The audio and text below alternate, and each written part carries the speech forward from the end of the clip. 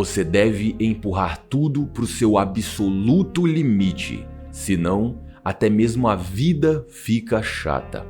Frase de Dario Argento e que se aplica muito bem para a forma como ele construiu a sua maior obra-prima, Suspiria.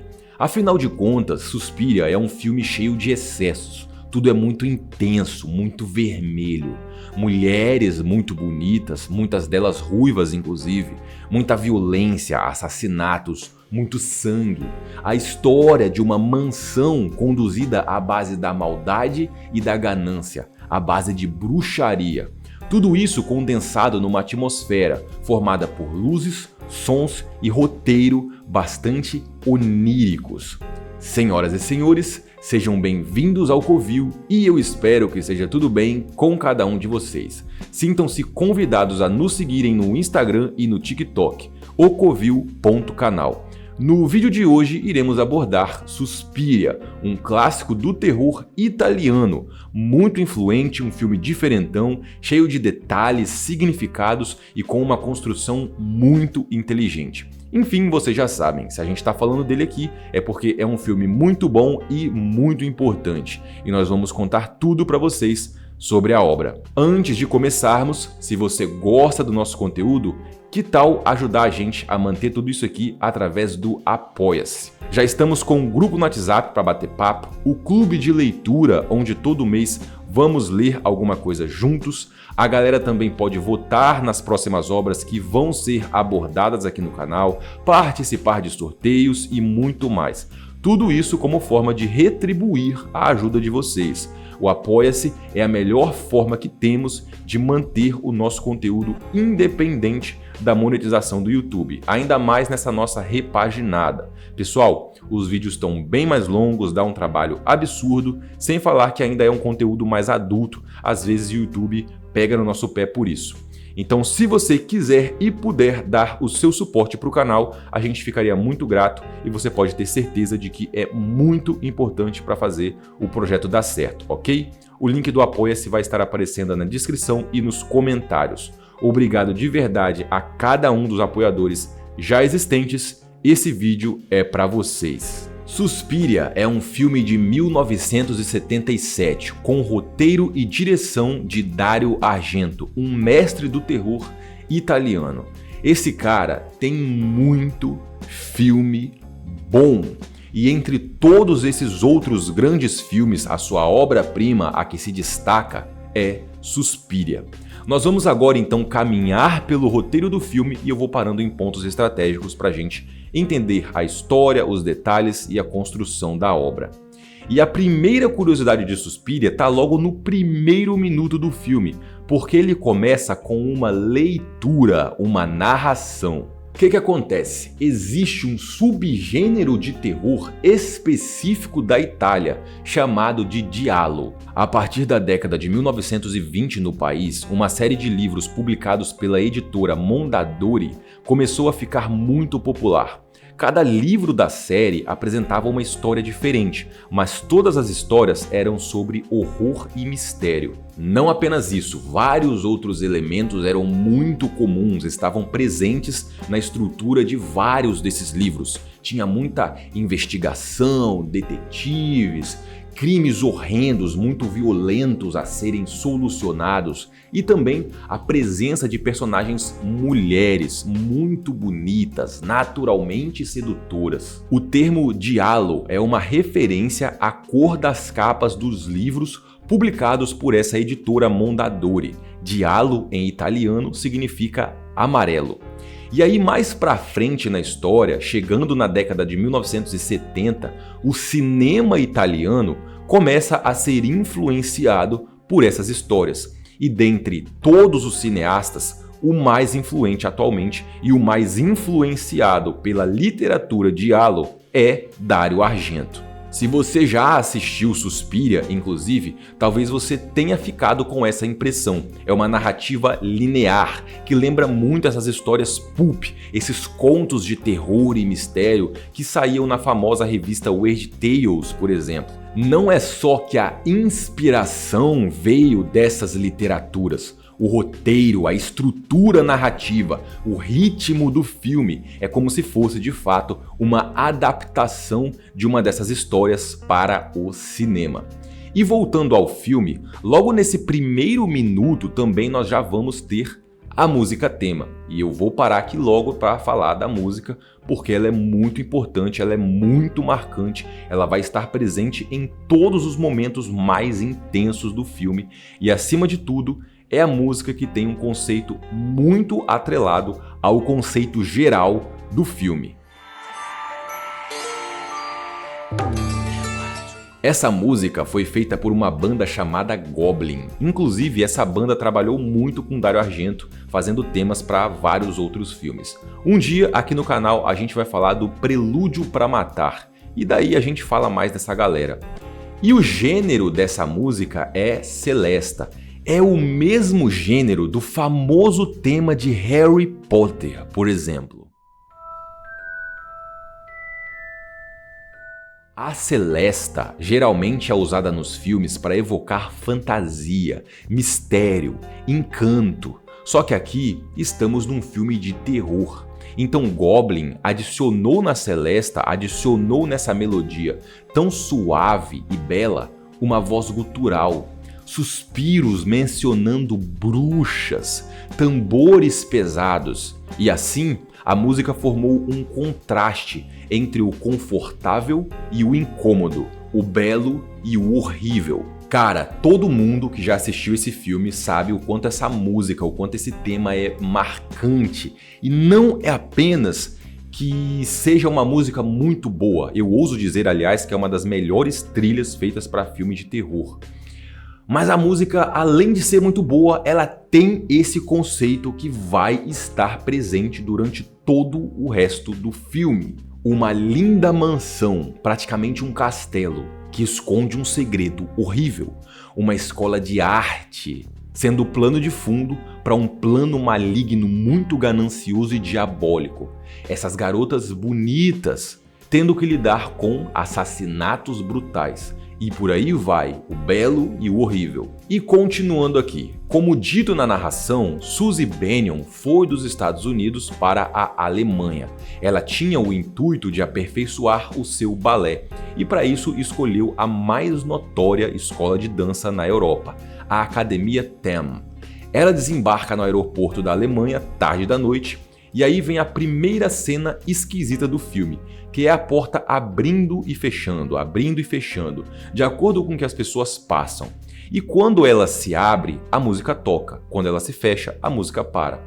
E olha, você pode até achar essa cena meio boba, desnecessária ou o que for, mas uma coisa é certa: capta a atenção, porque é esquisito. É o que a gente chama de antinatural, é estranho. E assim como em Eraserhead, logo no começo, o cara senta o pé na poça de lama com tudo, mas nenhum som é emitido, e aquele é só o primeiro exemplo de várias coisas meio surreais, meio fora do lugar, aqui é a mesma coisa. Dario Argento já capta a nossa atenção, já nos tira da realidade, e isso é só o começo. Quando Suzy sai lá fora, ela se depara com uma tempestade muito forte e a música começa a tocar pra valer, sem parar, finalmente. Então talvez aqui até dê pra gente interpretar alguma coisa, que ela foi atraída para essa tempestade que está para começar, talvez. Pois bem, ela vai pegar um táxi para a escola de dança e já ao chegar lá, mais coisa esquisita acontecendo. Uma garota alucinada vai sair pela porta dizendo um monte de coisa sem sentido e Suzy não vai conseguir entrar no lugar naquele horário, no meio daquela tempestade, no meio daquela bagunça. Então ela pega o táxi de volta para a cidade na intenção de passar aquela primeira noite em algum hotel. E nessa volta vai ver de novo a garota alucinada, agora correndo entre as árvores, doidona mesmo. Essa garota vai acabar voltando para a escola depois. E aí, através de uma conversa dela com uma amiga, nós vamos começar a entender algumas coisas. Pat está contando para sua amiga Sônia que viu e sentiu coisas absurdas dentro da escola, coisas que ela não consegue nem explicar com palavras. E ela sente que ela tem que ir embora dali, mas sair correndo no meio do mato e no meio de uma tempestade não deu muito certo. Porém, era melhor que ela tivesse ficado na chuva e no relento mesmo, porque os seus pressentimentos estavam certos. Pessoal, vocês estão por dentro das mortes de Terrifier? Essa primeira morte do filme é nesse nível, cara. Aliás, o Damien Leone de Terrifier se inspira muito em Dario Argento, mas isso também é papo para outro vídeo. O que importa é que o bicho vai torturar, cortar, esfaquear, amarrar, estrangular e, por fim, matar. É muito bizarro e já mostra que, seja lá quem for esse assassino, não tá de brincadeira não. E não foi só Pat que ele vitimizou nessa noite. A Sônia também vai morrer. No dia seguinte, finalmente Suzy vai conseguir entrar na academia.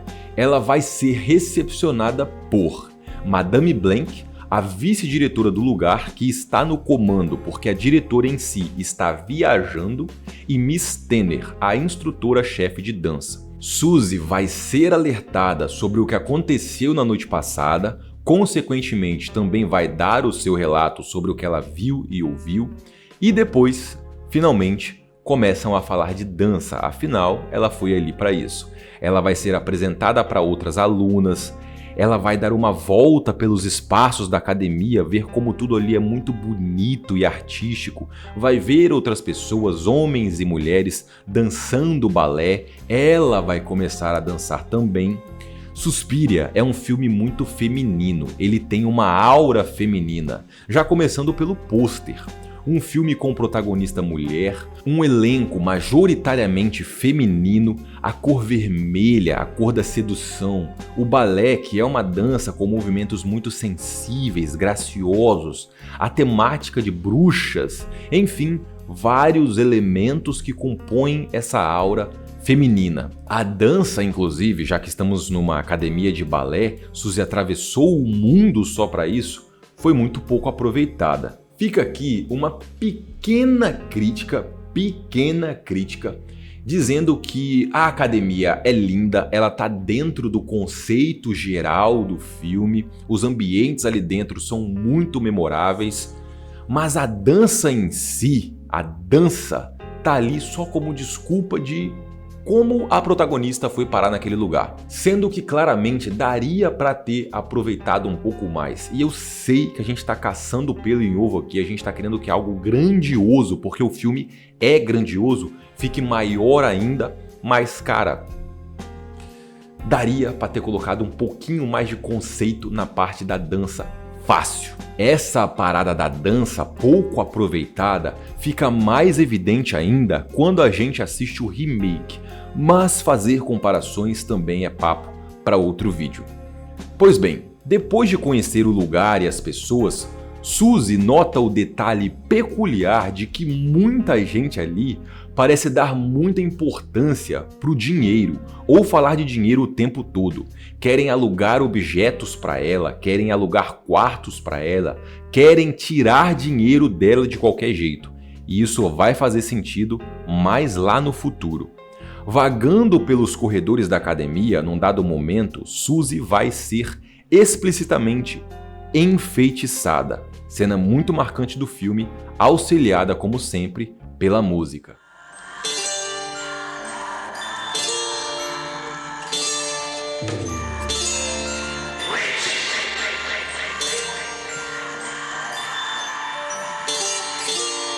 A partir daqui, Suzy já vai começar a se sentir fraca, ter desmaios, sangrar pelo nariz, injetam alguma coisa nela, criam uma dieta especial para ela, enfim, ela tá em maus lençóis. Já dá pra gente começar a desconfiar que estão fazendo alguma coisa de errado com essa mulher. Mas quem? Por quê? Suzy, dentre todas as pessoas na academia, vai se aproximando bastante de uma garota chamada Sarah.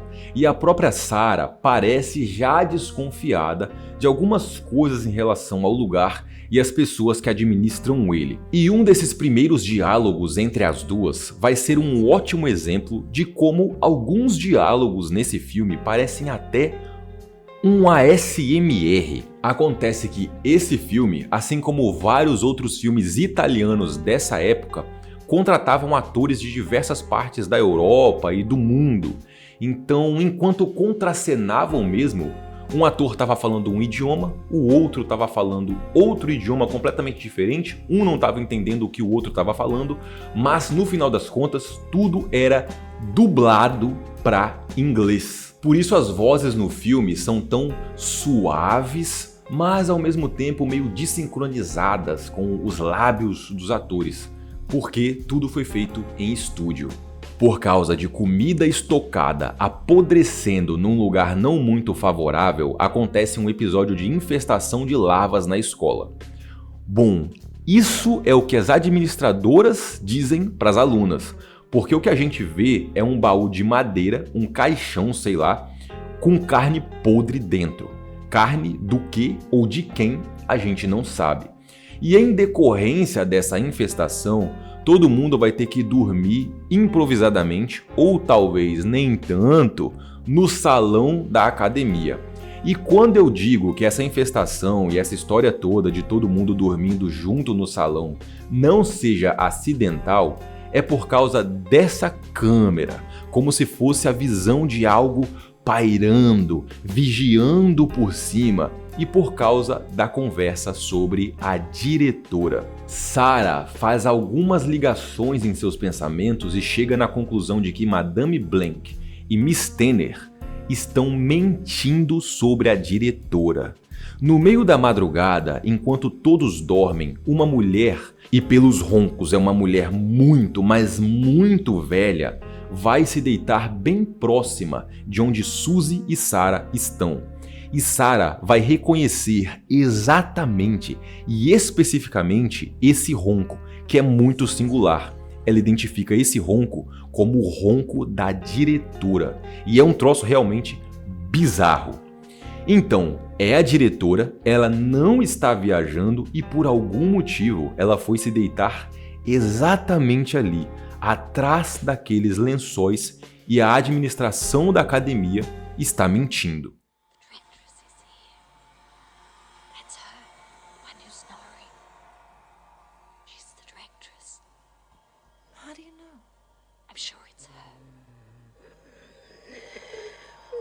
Nessa cena toda, mais do que em qualquer outro momento do filme, pelo menos até agora, fica muito nítida a forma como a luz é utilizada nessa obra, de uma forma irreal. Em vários momentos do filme, nós vamos ver uma predominância de luzes amarelas, verdes, azuis, mas principalmente vermelhas.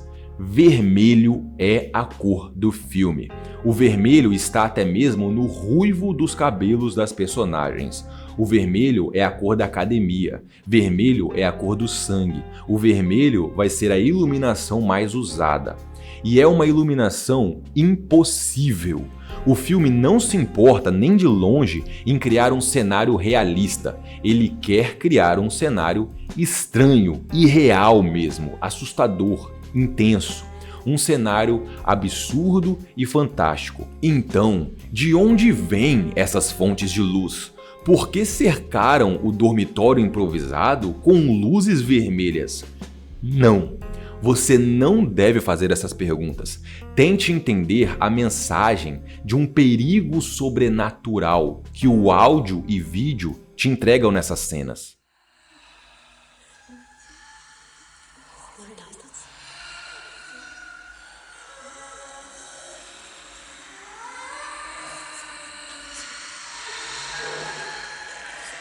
Uma das inspirações declaradas do Dario Argento para criar esse filme é o expressionismo alemão. Caso você não tenha assistido ainda, a gente tem aqui no canal um vídeo completo falando sobre esse movimento artístico. No expressionismo alemão, os filmes se desprenderam dessa ideia de realismo e com isso criavam cenários e personagens muito mais dramáticos, exagerados, irreais, sim, mas com bastante impacto. Só para dar alguns exemplos, os cenários com construções impossíveis ou personagens com maquiagens exageradas traziam a atmosfera proposta para o filme com muito mais facilidade. E o Dario Argento utiliza isso em Suspiria, essa quebra de realidade, não apenas na iluminação.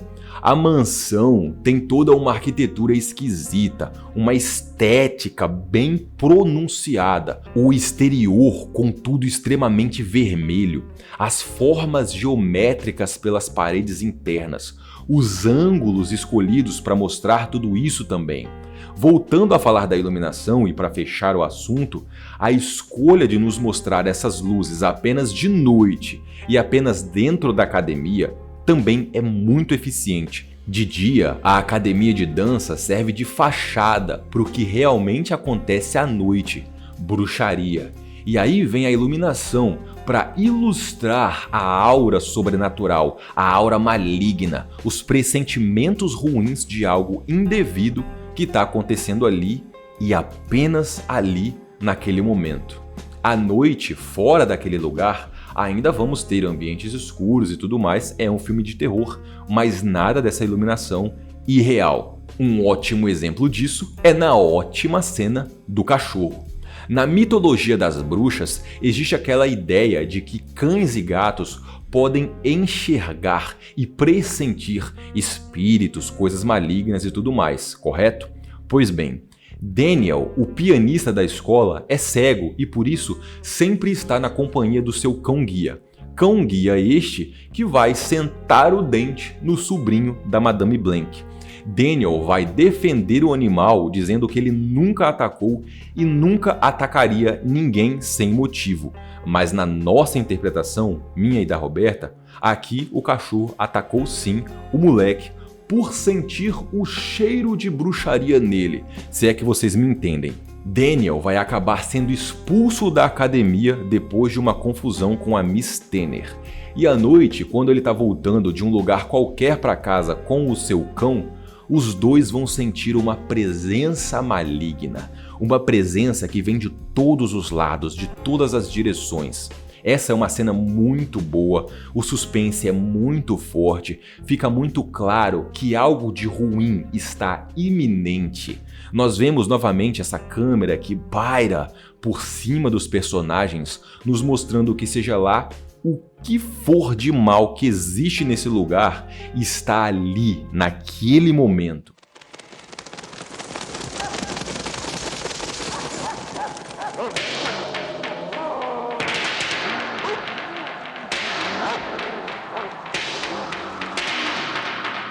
E quando Daniel é atacado, é uma grande surpresa. É de uma forma muito inesperada, por mais que a gente estivesse esperando que ele fosse atacado. Enfim, é uma ideia muito simples e muito criativa ao mesmo tempo. Ele vai ser morto pelo seu próprio cão, sofrendo da influência maligna, enfeitiçado. Enquanto isso, na academia, Suzy continua ingerindo a comida enfeitiçada, sentindo um sono absurdo pela noite e tendo pesadelos. No dia seguinte, e com tudo isso acontecendo, Suzy tem mais do que o suficiente para estar com uma pulga atrás da orelha. Algo naquele lugar não está certo. 2 assassinatos, a morte muito esquisita de Daniel logo depois dele sair brigado da academia, o caso das larvas, as ideias que Sarah vem soprando na cabeça dela, a própria Suzy está começando a ficar igual a Pat, a primeira garota a morrer lá no início do filme, com aquele pressentimento ruim de que algo vai acontecer e de que ela deveria ir embora dali. E com esse pressentimento, ela vai buscar ajuda no lugar errado. Ela vai até a sala de Madame Blank e ali se entrega um pouco, contando o que está sentindo, que ela ouviu algumas coisas estranhas no dia em que viu Pat fugindo, e é nesse momento que ela deixa de ser apenas mais alguém ali para ser vitimizada no meio daquela academia e passa a ser enxergada como ameaça. Ela tá xereta demais.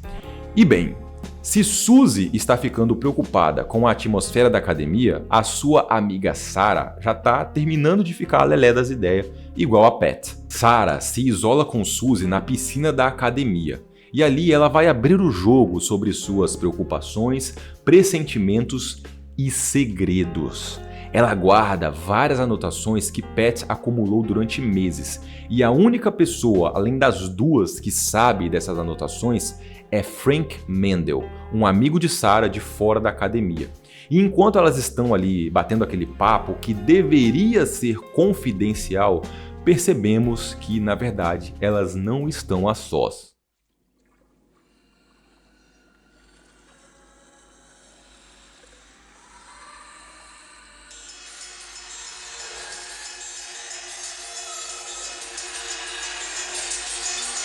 No som, dá pra gente ouvir sutilmente aquele ronco de respiração da diretora. Naquela noite daquele mesmo dia, Sarah vai até o quarto de Suzy. A intenção dela era mostrar as anotações, mas elas sumiram, alguém pegou. A única coisa que restou foi a mais importante porque ela guardava separado. Uma anotação que revela o caminho para onde as professoras, a vice-diretora, para onde a administração da escola vai à noite. Mas a Suzy tá uma zumbi de sono por causa da comida que ela tá ingerindo e tudo mais. Ela não vai conseguir prestar muita atenção no que Sarah tá dizendo. Suzy, do you know anything about witches?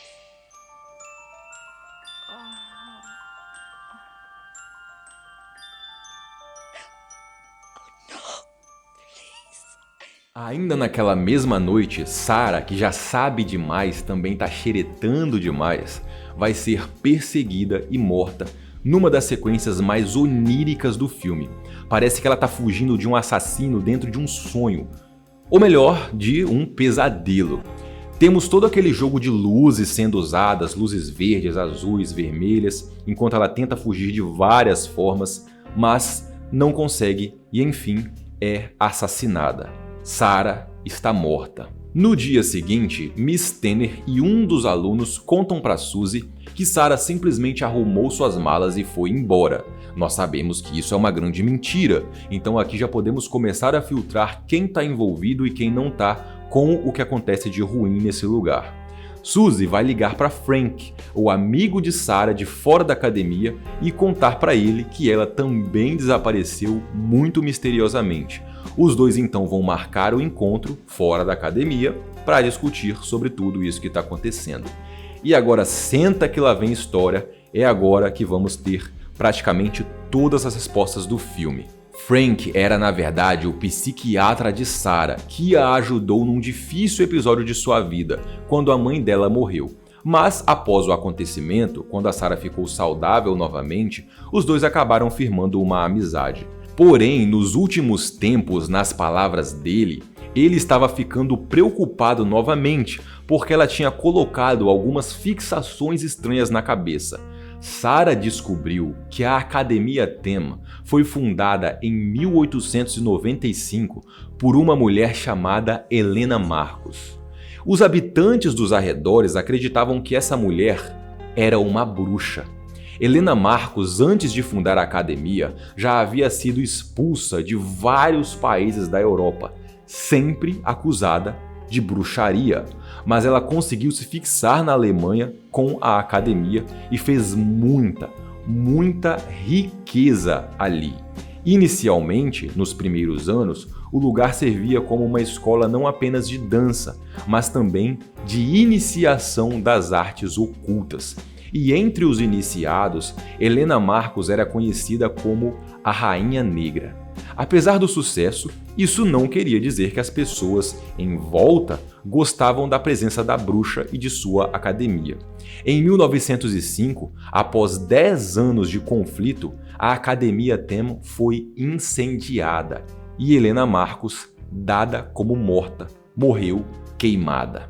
Aqui a gente tem aquela velha referência de bruxas, fogueiras, elas morrendo queimadas, uma pequena e boa referência que sempre funciona.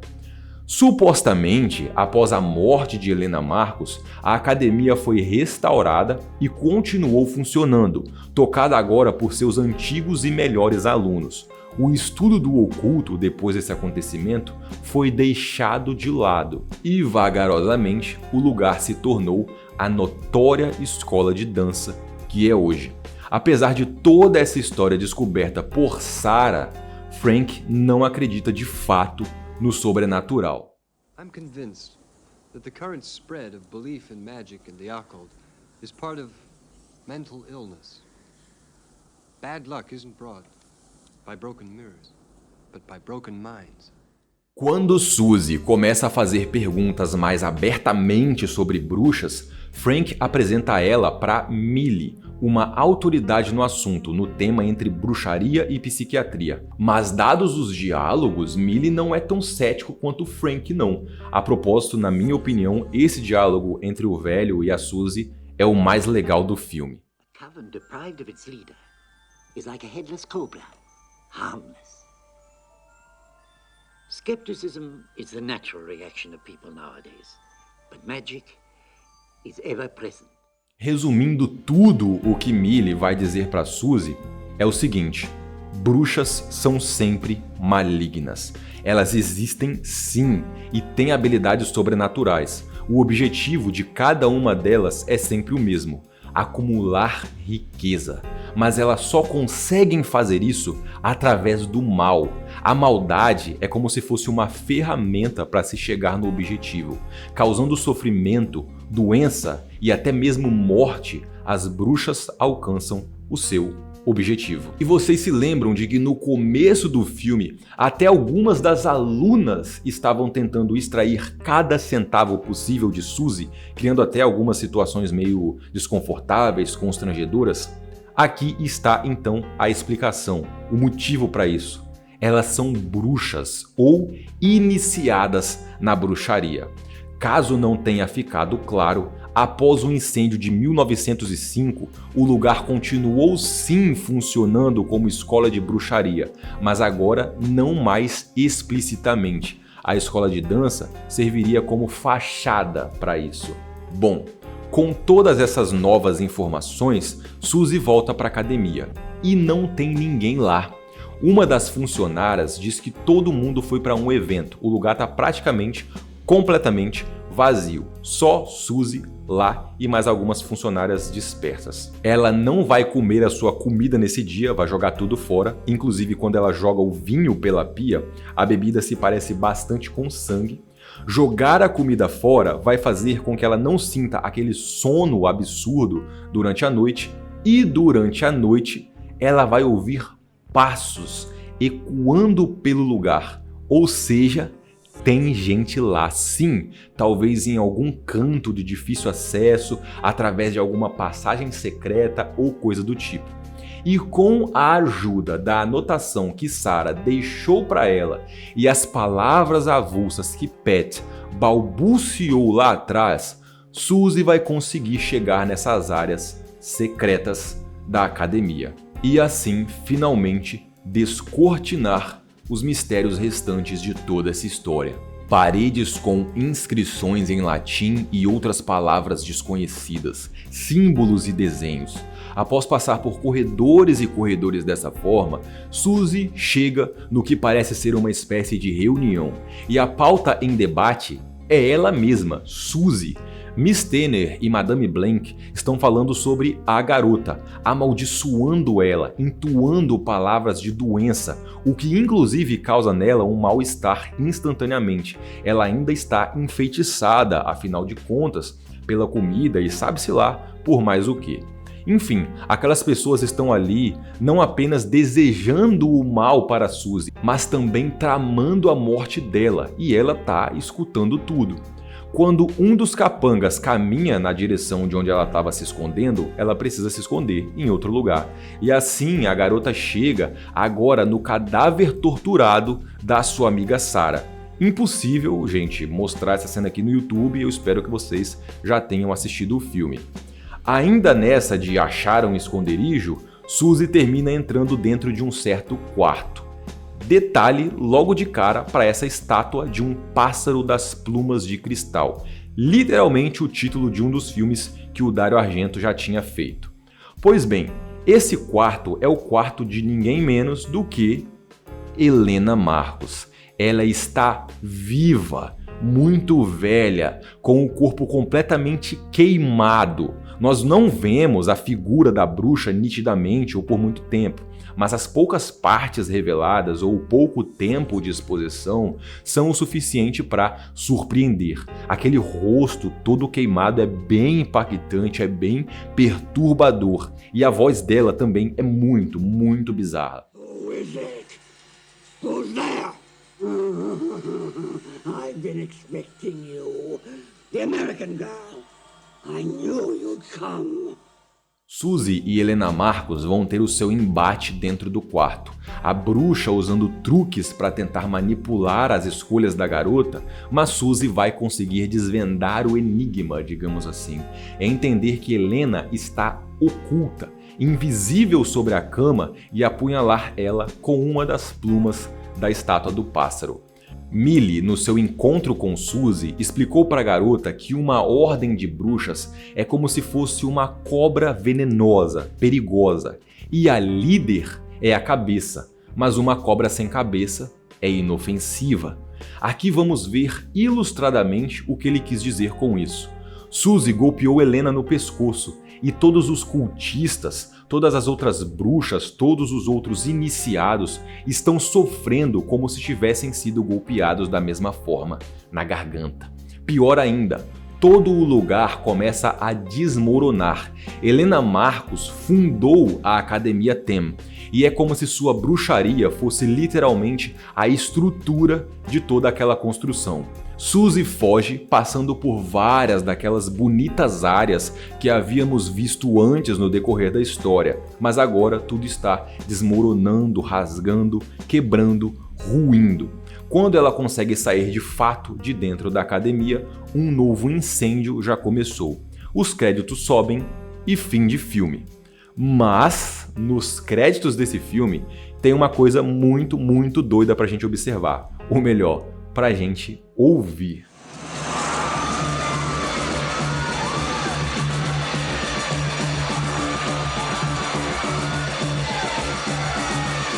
Por vários e vários minutos, enquanto a academia queima e os créditos sobem, a gente pode ficar ouvindo os gritos das pessoas agonizando lá dentro. Mas assim, pessoal, é por muito tempo mesmo. E quanto mais tu fica ali ouvindo aquilo, parece que vai ficando mais bizarro, sabe?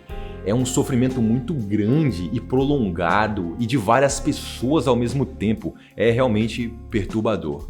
E agora sim, fim de filme. Com todos esses elementos que abordamos ao longo do vídeo, todos esses detalhes, dos mais sutis aos mais destacados, podemos concluir que Suspiria tem uma estética, o som e o roteiro, essas três coisas dançando muito bem coreografadamente dentro de um mesmo conceito. Se você assistiu esse vídeo aqui, mas não assistiu o filme, sério, assiste. É uma experiência visual única. Suspiria é um filme muito belo, muito bonito, mas ao mesmo tempo é um filme horrível. Então temos sempre esse contraste entre o belo e o horrível. Jovens tão bonitas fazendo feitiçaria, uma academia de dança, um lugar para exaltar a arte, servindo de fachada para um plano de ganância e morte. A música tema do filme, que tem essa aura de sonho e fantasia, com elementos sombrios. Um filme com cenários tão bonitos, essas vozes calmas, ambientes agradáveis, mas ao mesmo tempo um filme com tortura, assassinato e bruxaria, gente agonizando no final. Suspiria é um filme que exagera, e exagera em duas direções completamente diferentes.